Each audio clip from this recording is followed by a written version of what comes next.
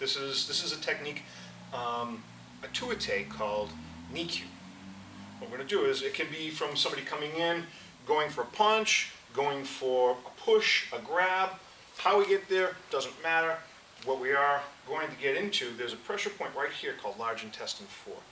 I'm going to come up and I'm going to grab in this motion.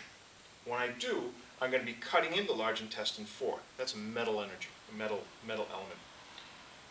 Up in here, we've got heart and small intestine. When I grab over, I'm going to be pinching and cutting off heart and small intestine up in here. As I grab into here, I'm going to be getting into, depends on where my hand ends up. If I go here, I'm getting into a point called triple warmer 5.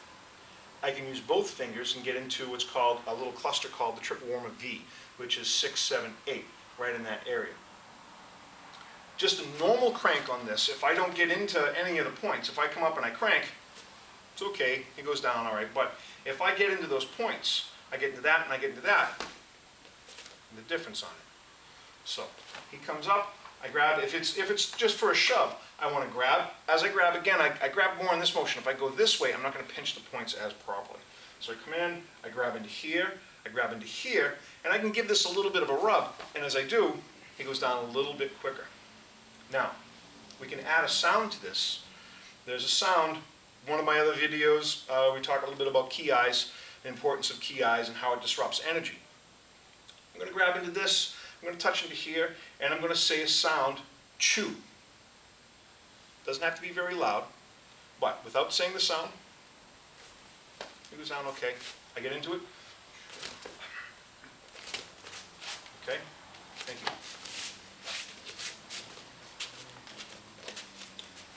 Same thing.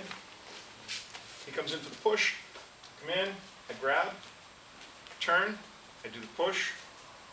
Now, come up, get in, I do the, see, he can resist it somewhat. If I come into it and I add the,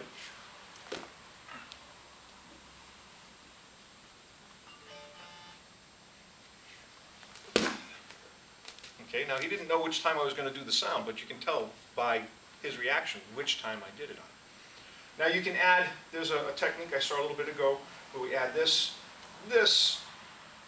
We're getting into a few different points, we're disrupting his energy, and if you can see, as I do this, his knees bend.